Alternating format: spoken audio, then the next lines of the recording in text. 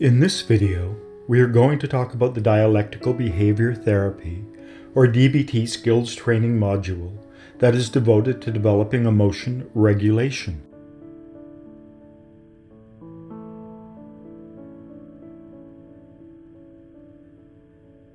Researchers like to differentiate between emotions and feelings. Emotions are objectively observable physiological events, while feelings are our inner interpretation of these events. Two people, for instance, may both experience rapid heartbeats, shallow breathing, and an elevation in certain biochemicals such as adrenaline and a reduction in others. Yet one will tell us they are feeling fearful, and the other that they are feeling excited. This distinction allows us to better understand the area of emotional regulation. We can regulate our emotions, for example, by relabeling our feelings, perhaps by realizing that we only thought we were frightened when we were really excited. This is one of the reasons teenage boys like to take teenage girls to see horror movies, because it is far easier to turn fear into excitement than it is to create excitement in the first place. We can also learn to change our relationship to our feelings by simply identifying them. This is because the act of identification requires a degree of inward separation or detachment. When we are trapped in our feelings, we are unable to assess and name them. In order to do that, we must metaphorically step back from them in order to observe and then come up with a name for them. This is akin to the fact that in order to mindfully sense our hand, we have to inwardly sense our hand so we can observe it. As a result, mindfulness is one of the best skills we can develop if we wish to regain control over our feelings. This ability to step back, to detach, and be the observer is really the engine that powers every act of mindful awareness. And this detachment is crucial when it comes to emotion regulation. Another important thing to understand is that feelings never arise in a vacuum. They always have a purpose. Unfortunately, because of the nature of feelings and how we experience them in the first person, this is usually not quite obvious. But every feeling we feel has a purpose and can tell us something about ourselves. Again, the key to determining this is to learn to detach through mindful awareness in order to perceive them more clearly. Another problem lies in their cause. Two people feel anxious. They both experience this anxiety in the pit of their stomach. It causes havoc in both of their lives. They both turn to drugs and alcohol as a way of coping with their overwhelming feelings of anxiety. However, one feels this way because their fight or flight circuit has been activated, and part of this activation process involves the pulling of blood away from their stomach, where it is not needed in times of crises, and sending this blood into the large muscles that we need to fight or run. The other person may feel this exact same feeling of anxiety in their stomach because of an underlying medical condition. This is why doctors routinely order blood tests when patients complain that they are feeling too anxious, because iron deficiency, IBS, and other stomach problems can lead to the same feeling. And to treat both of these the same is to misunderstand them. All feelings tell us something, so that when we learn to identify our feelings and identify the underlying physiological cause, we will learn something about ourselves. This understanding lies at the heart of emotion regulation. When something good is happening, we feel pleased, and when something distressing is happening, we feel bad. Learning to tease the different threads apart is essential for those who suffer from emotion dysregulation, because rather than controlling our emotions, we become controlled by them, and this can lead to bad things and create more suffering, especially when we attempt to externally regulate them through bad and maladaptive behavior. Feeling fear is a result of our fight or flight circuit being activated, perhaps when we are followed by a suspicious person late at night, whereas anxiety involves fear of the future. And since feelings only exist in the present moment, which means that in order to remember how we were feeling yesterday, we actually have to reactivate this feeling and re-feel it now. We know that this feeling of anxiety must somehow be triggered by the thoughts and pictures in our mind, perhaps thoughts of an upcoming exam and pictures of a big red F written across the front page. Unfortunately, people suffering from BPD or borderline personality disorder and other forms of emotional dysregulation are swamped by their feelings and are unable to see any way out. And if they are not able to practice emotional mindfulness and inwardly detach and separate from their feelings in order to name them, they can easily feel trapped and try to deal with them in ways that only increase their suffering. So instead of asking these feelings what purpose they serve, they mask them through drugs, alcohol, binge eating, and other addictions. Even self-harm pushes them away, because when we do something such as cutting ourselves, our body releases a strong hit of endorphins, which stands for endogenous morphine, and endorphins can be more powerful and just as addictive as heroin. And so this attempt to mask this feeling sets up a vicious cycle that just repeats itself, perhaps going from feeling anxious to being drunk to feeling anxious to being drunk, until we have conditioned our subconscious mind to believe the only way out is to drink, and so we become an alcoholic. This is why we should never push emotions away, and instead become mindful of them in order to ask them what purpose they serve. And here it is important to note the difference between a normal person and someone who suffers emotion dysregulation. A normal person experiences emotions much like a boat on an ocean experiences waves on a normal day, while someone suffering from something such as BPD experiences emotions like waves during a violent storm. So that when a normal person tells them to just pull it together and to stop being so dramatic, it is because they do not experience the same reality and have no idea what it is like to suffer from these overpowering feelings. This is why most physicians and psychologists hate patients with BPD. The picture gets even more complicated when we realize that we have primary and secondary emotions. The secondary emotion may be what is blighting our life, but dealing with it will not lead to lasting changes. In order for that to happen, we must uncover the primary emotion. One of the most widespread and debilitating feelings in the Western world, depression, is actually more like a secondary emotion. And if we focus on dealing with it, perhaps by taking medication or through therapy, without ever figuring out that it is only a secondary emotion, all we will ever be able to do is to mask it. This is why doctors are particularly inept at dealing with depression.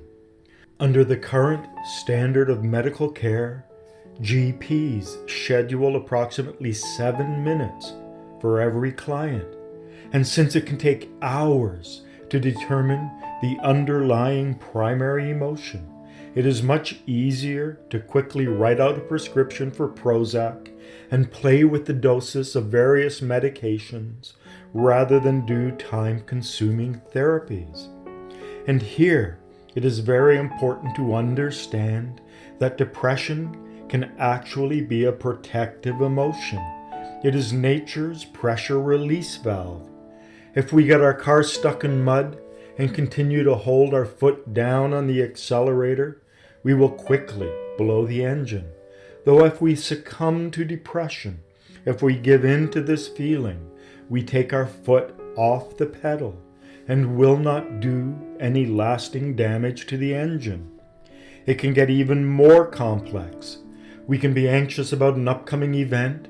The anxiety can trigger depression. This can affect our ability to deal with the event properly, which can then trigger feelings of guilt, which in turn can trigger feelings of worthlessness.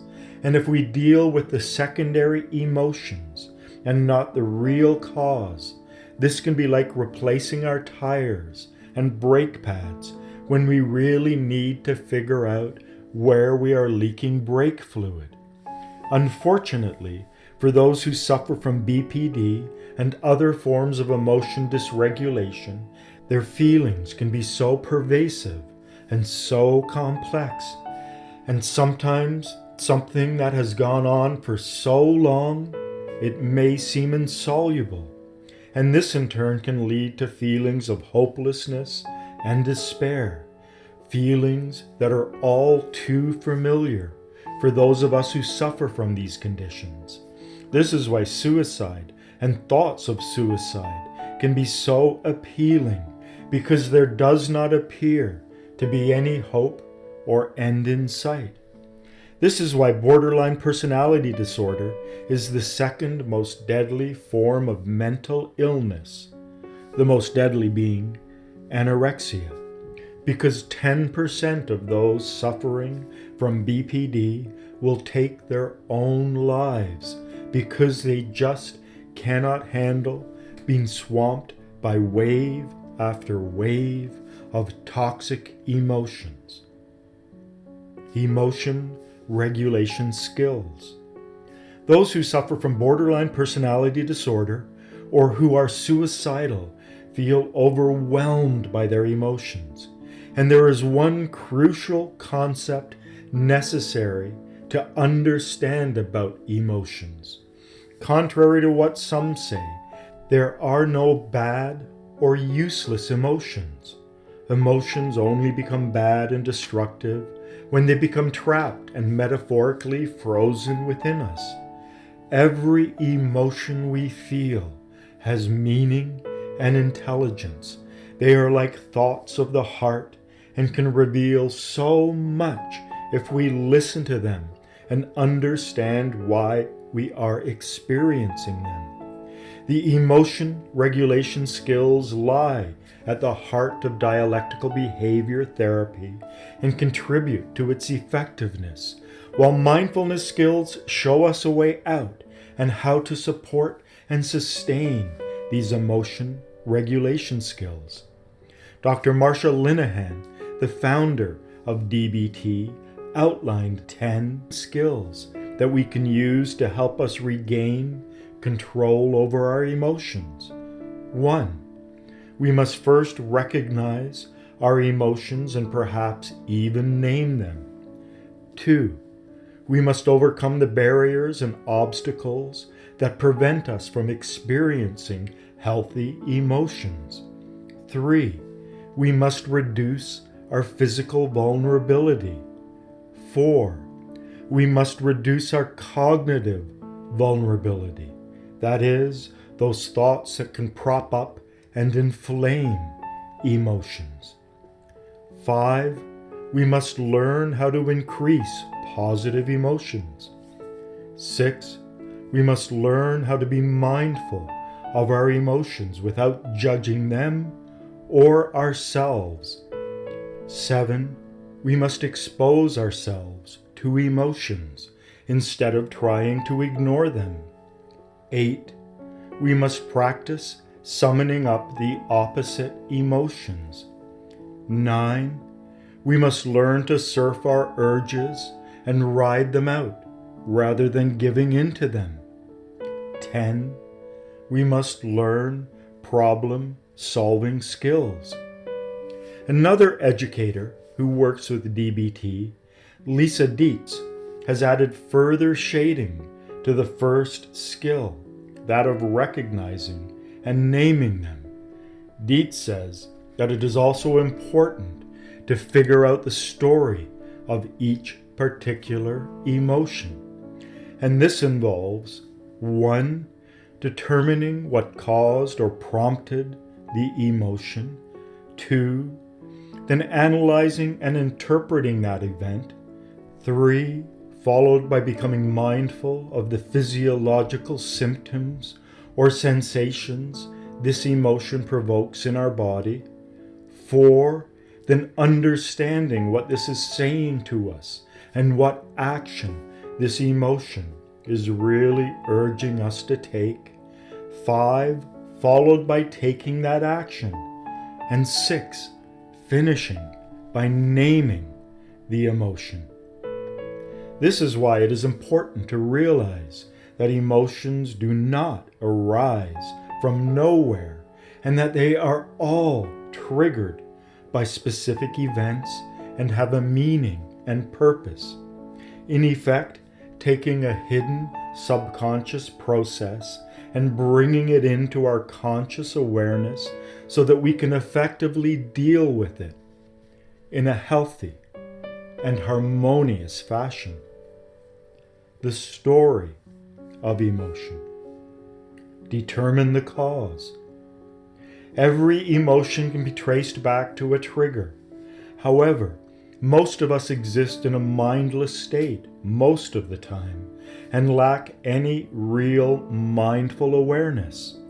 So it can seem as if an emotional storm arose without rhyme or reason.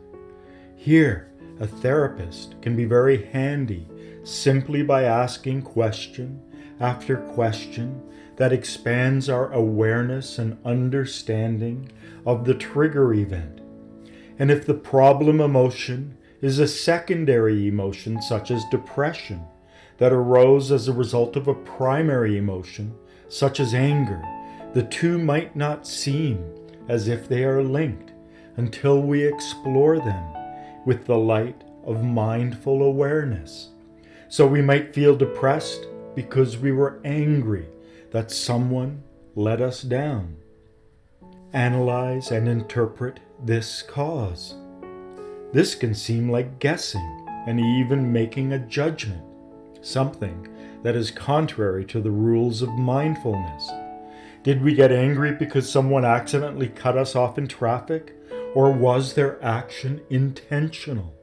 This also reveals the subjective nature of judgments and why we should usually avoid making them. Because in a case like this, we will never really know, and yet it is essential to see the meaning we projected onto these events. Anger may be an appropriate response to real injustice, and a totally inappropriate one to imagined injustice. If we see someone being dragged from a car, we may get angry, though if we realize they were drunk and attempting to drive, our anger is misplaced and better directed at the person pulled from the car. Become mindful of the physical sensations involved. Emotions are not things that come and go as if by magic. Rather, they arise in the body as a result of physiological processes.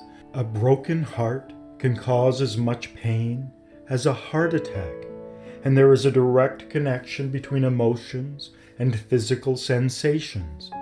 Sensations that are often felt in certain muscles, especially in the stomach, chest, throat, and face, though it is not limited to these areas, because anger can be sometimes felt in the arms and fear in the bowels.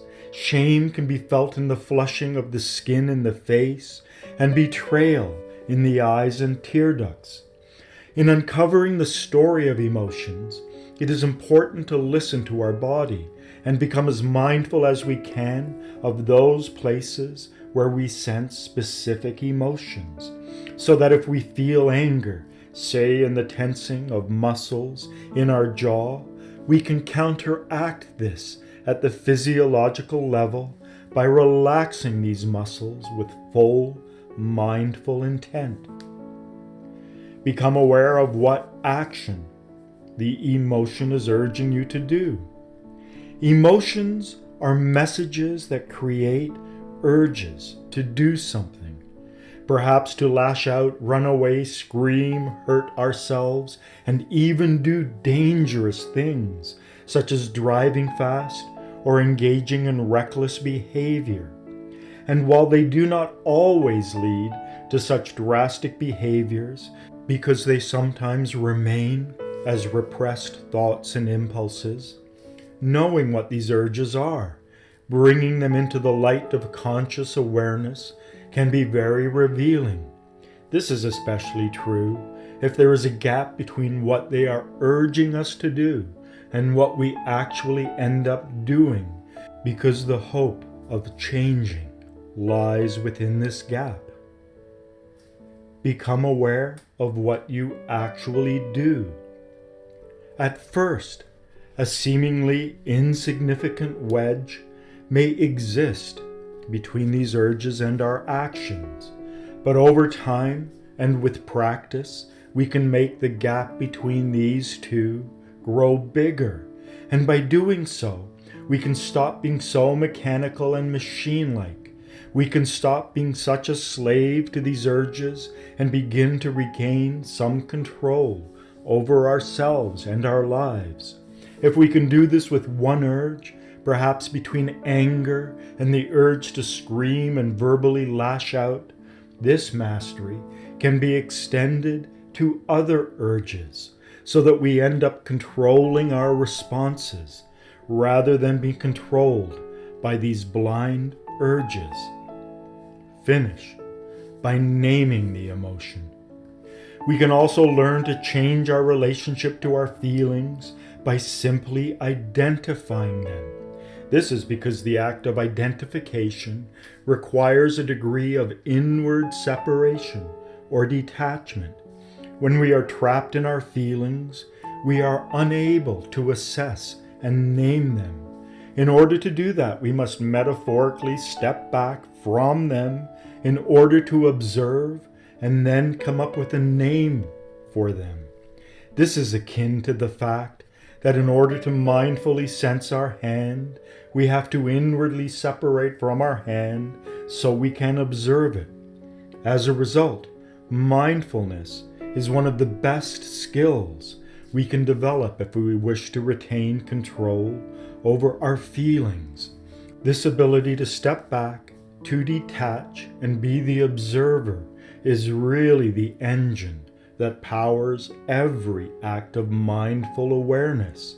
And this detachment is crucial when it comes to emotion regulation. Dr. Marsha Linehan, the developer of DBT, has distilled some of these skills that she has taught to acronyms. And so we are now going to discuss the acronym PLEASE and the PLEASE skills. Imagine two scenarios. In one, we stayed up late drinking and eating junk food while we watched a violent movie that triggered feelings of anger and outrage. We woke up with a slight hangover, smoked a cigarette, and drank too much coffee, and then got into our car. And as we were driving down the road, we were cut off by another driver. In the second scenario, we ate an apple, drank a little water, and went to bed at a reasonable hour. We slept soundly, woke up before our alarm rang, drank some juice and ate some fruit and cereal for breakfast, and then got into our car. And as we were driving down the road, we were cut off by another driver. The chances of us feeling the same emotion and reacting the same way would be pretty small. We would probably overreact in the first scenario, maybe even coming down with a case of road rage, while in the second, we may feel a minor annoyance, but nothing that would want to make us smash the other driver's windshield. This illustrates just how important self-care can be when it comes to controlling or being controlled by our emotions. This is where the please skills come in, because this acronym is designed to help us deal with our emotions in a healthy and effective way. Please stands for treat physical illness, eating, avoid mood-altering drugs, sleep, and exercise. So the P in please stands for physical illness. We are far more likely to be controlled by our emotions rather than controlling them when we are physically ill. This means that in order to stay on top of our emotions, it is necessary to go for regular medical checkups. We must also treat any illnesses we may have, even something as common as a cold, by getting plenty of rest, drinking plenty of fluids. We also need to take any medication we may have been prescribed and to follow any medical advice we have been given.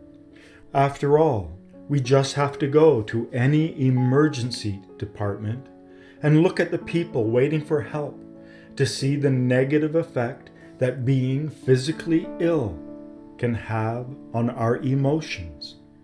The E in please stands for eating. Not only do sound, healthy eating patterns affect our health, which in turn affects our emotional well-being, but they can have a direct effect on our emotions. Too much sugar, and we feel a sugar high, followed by an imminent collapse in our energy levels. Caffeine and tobacco have similar effects. A lack of water will lead to dehydration, which will lead to headaches, which can make us crabby and irritable. Junk food and foods high in sugars and saturated fats and food with no real nutritional value can cause us to be sluggish and listless, and not only lead to poor health, which will affect our feelings, but poor feelings as well. Scarfing down a bag of chips can lead to feelings of self-loathing and helplessness. We should also avoid dieting because this can make us snappy, irritable, and feel out of sorts. The A in please stands for avoid mood-altering drugs. Drugs and alcohol may seem like they can help us to regulate our emotions, but they only mask them. Drugs really work by shutting you down and not because they fix us up. Alcohol has been a time-honored way of dealing with social anxiety and making us more social and talkative. Marijuana can alter our mood and make us feel mellow. Cocaine can empower us and make us feel like we are 10 feet tall and invincible, but they never last. And when we come down or sober out, we inevitably end up feeling even worse than before we began. Addictions are really masks that we use to mask certain feelings. We feel anxious, and rather than dealing with this emotion in a healthy way, we reach for a drink to numb us.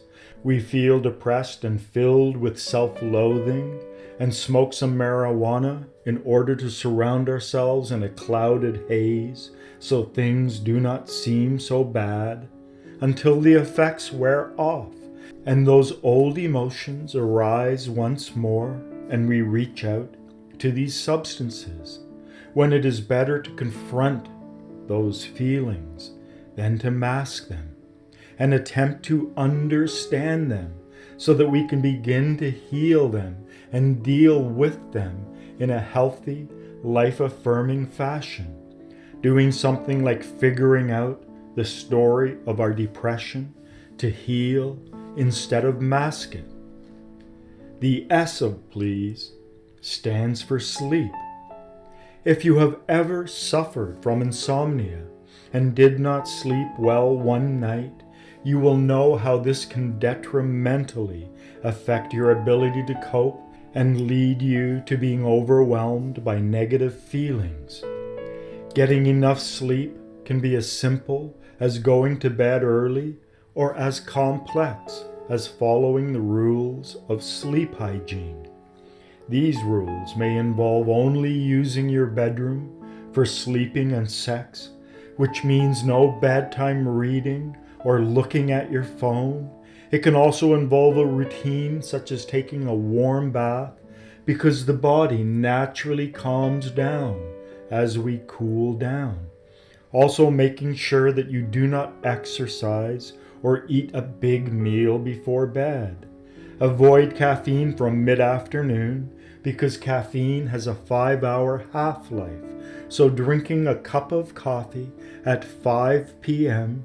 is like drinking half a cup at 10 p.m. Also avoid alcohol because even though it may seem as if it helps you sleep, it will prevent you from entering the deepest sleep states where true healing and rejuvenation occurs.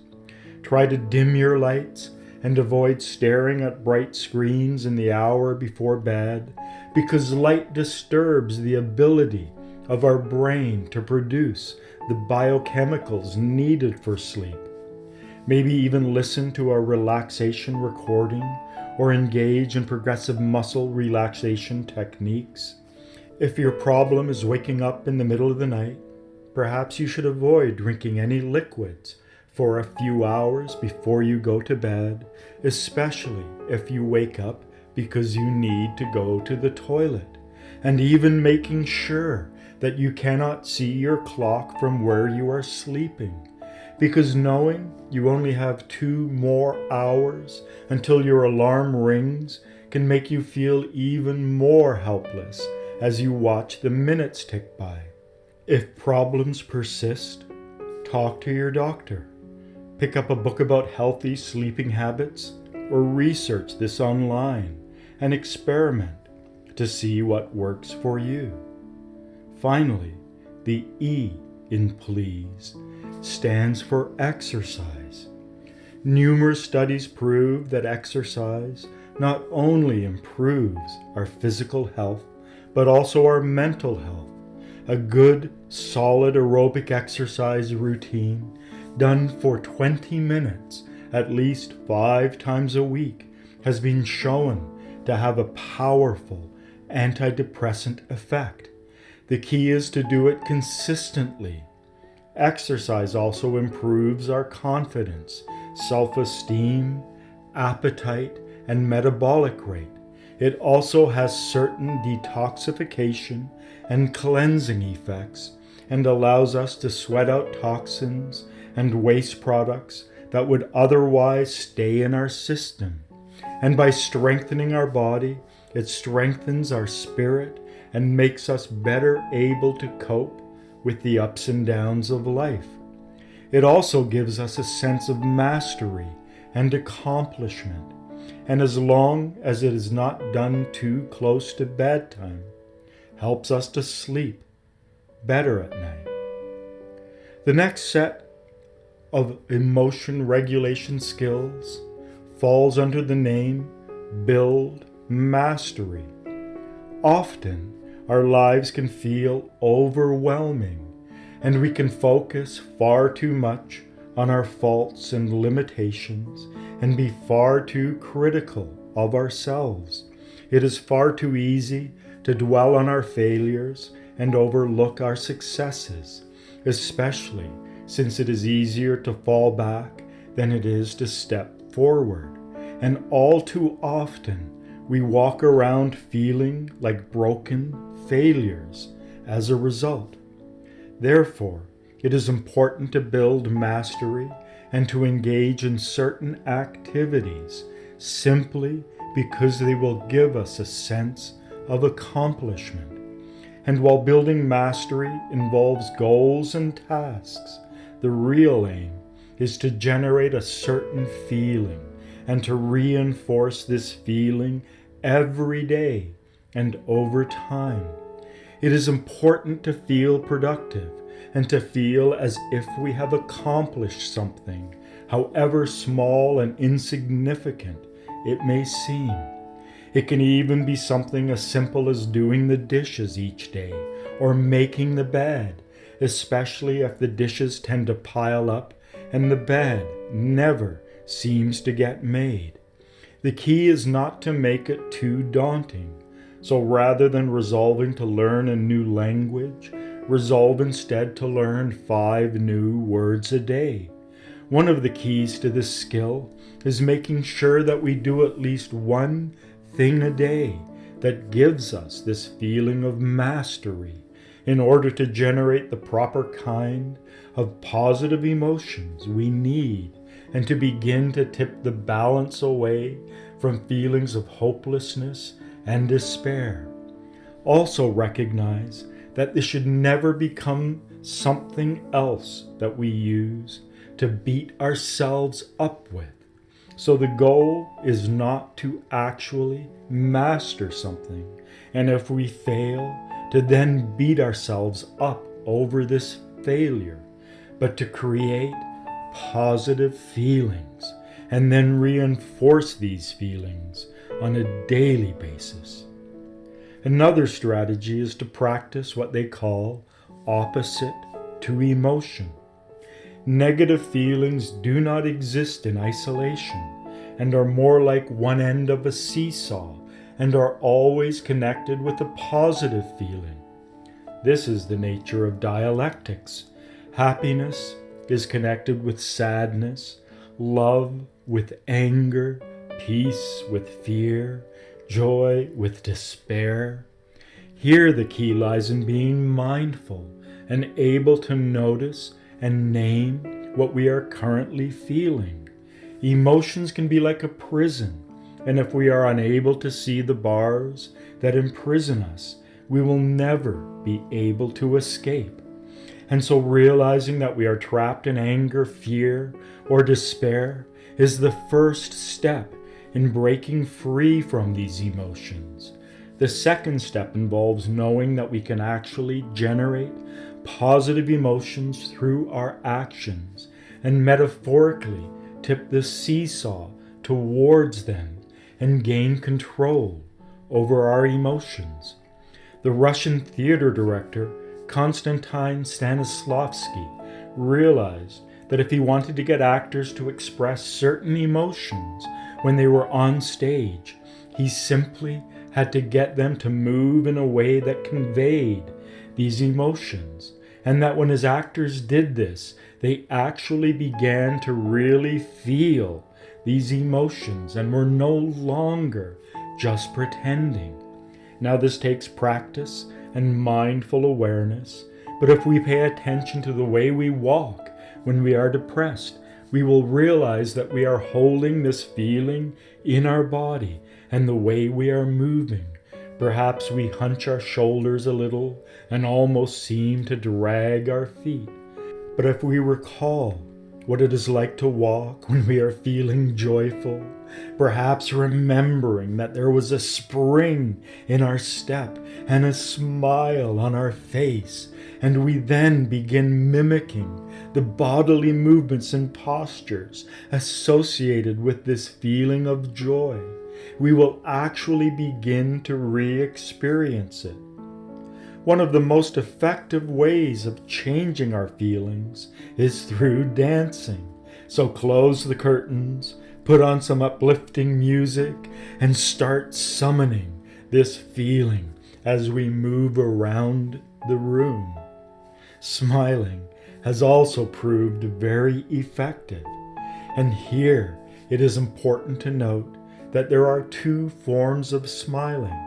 One that simply involves the muscles that lift the corners of the lips up into a smile, and the other that not only does this, but also involves the muscles that surround the eyes, that is, the muscles involved in squinting, and that when we learn to smile with both the mouth and the eyes, this has been scientifically proven to help us really summon a feeling of joy.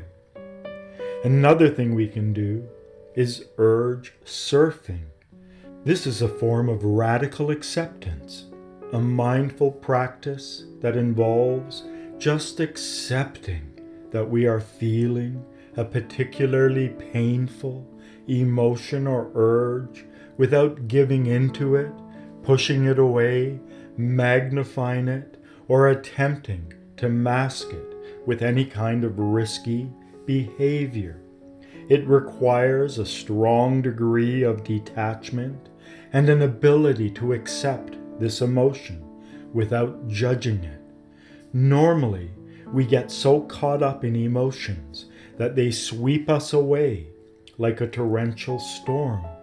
And a good way to detach from it is to accept that even though we are feeling this emotion or urge, we are not this emotion or urge. The key is to maintain as much detachment as we can from this urge and surf it until it ends. Because the one thing about emotions is that they are always in motion and never stay the same. And so whatever we feel now will change. Another skill we can learn is letting go of emotional suffering. We can feel depressed, but we can also suffer because we are feeling depressed. And quite often the suffering is worse than the actual feeling. When it comes to physical pain, the spraining of an ankle hurts, but it is the internal suffering, the why me, what did I do to deserve this, that makes the situation far worse. This also applies to our emotional state, because not only can we feel depressed, but we can suffer because we beat ourselves up because we are feeling depressed. And often the suffering that arises is far worse than the emotion or event that led to the suffering. Here the key lies in acceptance and even mindfully holding on to the feeling and simply being present with these feelings and acknowledging them, because doing so short-circuits any suffering that may arise. So instead of lamenting, why me, something changes when we say, okay, I am feeling sad, and then holding on to this feeling and exploring it. And when we do, we will also find out that all feelings convey information and meaning. So if the mind thinks in thoughts, and the body thinks in movements, and the heart thinks in feelings, what are your feelings really saying? And sometimes just paying attention and listening to them is enough for them to dissolve. When we believe that our emotions are either good or bad, we will suffer when we feel bad ones. But by befriending them and listening to them, this removes any value judgment and allows us to hear what they are really trying to tell us. Now this brings us to problem solving. No one lives a problem-free life. However, we can make our problems grow to an overwhelming level by ignoring them. So if we wish to solve them, we must first accept them. However, all too often, We like to magically pretend that they do not exist or are not as bad as they may appear. This is especially true with problems that arise in relationships. Not all dark and overwhelming emotions are the same. Sometimes they are an overreaction to life. Sometimes they are the product of our imagination, and sometimes they are completely justified. And in the last case, we do not want to learn how to tolerate these emotions or act opposite to them, but to solve the underlying problem that causes them. If we hate red lights and encountering them whenever we drive makes us get really upset, the emotion is the problem, and we must somehow learn to change it. But if the red light arises on our dashboard, indicating that there may be a mechanical problem with our car, then we do not want to fix the emotional response so that we can tolerate it. Rather, we want to fix the car, because in this case, the emotion is not an overreaction, but really a warning light telling us to take action or suffer even worse problems. Dr. Marsha Linehan, the creator of DBT, has outlined a number of different types of problems.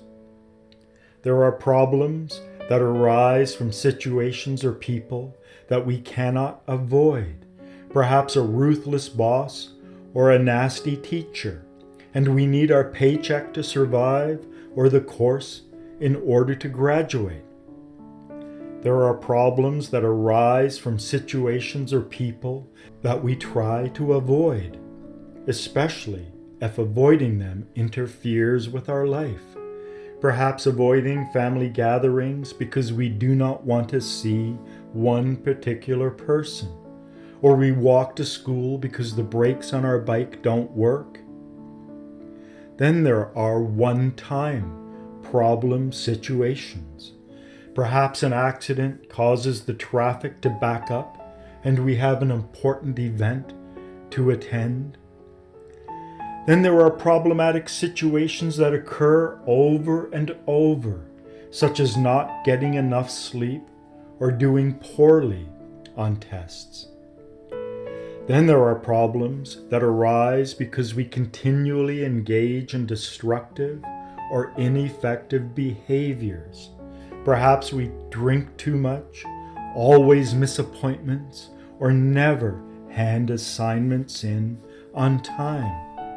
Here, we must try to accept the feeling and stay present with it.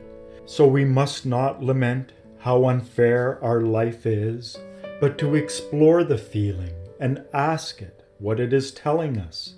And when we do, we will find out it is like a book that contains all sorts of information. And simply acknowledging this is often enough for it to change. Here, it is important to develop a degree of impartiality so we can look at our problems without making any kind of judgments and just see them as problematic without labeling them as good or bad or ascribing blame. We may have a nasty aunt, but focusing on how horrible she is to us will not solve the problem, but only make us feel worse. Dr. Marsha Linehan has outlined 7 steps we can take to solve the problem. 1. Observe and describe the problem situations. Here, we must examine the situation that is causing us problems and describe it as clearly as we can. Then describe exactly why the situation is so problematic. And finally, determine the obstacles that stand in the way of solving it. Perhaps the problem is a partner who continually undermines our confidence. So imagine looking at this situation through someone else's eyes and dispassionately listing the various things said and done by the partner. Then examine why this is so problematic. Perhaps they are isolating us from friends and family and good influences. And then focus on the obstacles that lie in our way of being able to solve this problem. Perhaps the fear of being alone. 2. Check the facts. This is where the attributes of mindfulness, such as objectivity, impartiality, and being non-judgmental, come in, because it is far too easy to catastrophize and blow things way out of proportion. Here it is important to ask if the situation is really as distressing as we make it out to be. Perhaps our boss was rough with us on one particular occasion, and we are using this to color all of our interactions with him. Or maybe our partner is not as critical as we believe, and if we examine the situation more closely, we will realize that we were too hard on them. 3. Identify your goal in solving the problem. We must learn to identify what it is we are hoping to achieve, and here it is important to keep this goal simple and realistic. Maybe it is something as simple as buying an extra alarm clock and placing it on the other side of the bedroom so that we stop oversleeping and can get to appointments on time. If work is intolerable, maybe the solution is to simply find a new job rather than push back and attempt to change things. The simpler and more realistic the goal, the easier it will be to achieve. 4. Brainstorm lots of solutions. It is far easier to get trapped in the belief that there is only one solution to our problem. If we are having problems with our partner, we could leave them, go for counseling, change our behavior, get them to look for a more fulfilling job, stop watching the news and anxiety-inducing programs. Here, it is a good idea to just generate as many solutions as we can without judging them, even if they seem ridiculous and unworkable, because by doing this, we will open our mind and grow more creative in our approach. This also prevents us from slipping into the trap of either or. Either we get a new job or we are doomed to be miserable. 5. Choose a solution that fits the goal and is likely to work. This is the step where evaluation and judgments can come in and play an important part. Perhaps we can prioritize our solutions and determine the best and then the second best and rank them so that if the one we choose does not work, we can return to our list. Here, other DBT skills can help, especially pros and cons, so we can expand our understanding of this solution and its potential ramifications. Entering into the mindful state of wise mind can also help in this process, because this gives us the ability to step back and examine the solution from a different perspective. 6.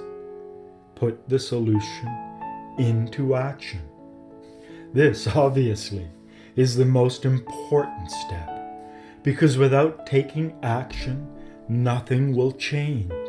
However, here it is important to note that we may still have to overcome a few obstacles in order to make the changes necessary to solve the problem.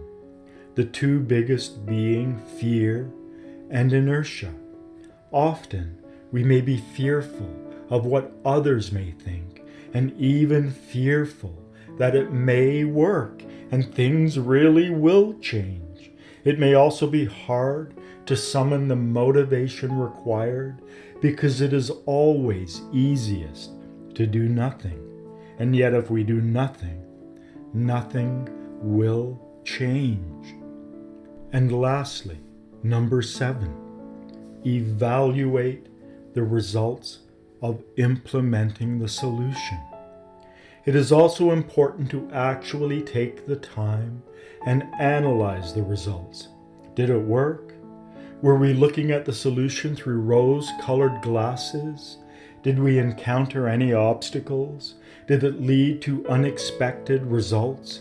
Did it only partially solve the problem? Did it make things better or worse? Doing this will keep us on track and focused in the right direction. It will also help to give us insight into the nature of change and provide valuable feedback that we can use to try again if it didn't work out as we had planned, or help us to improve this process the next time we need to solve a problem.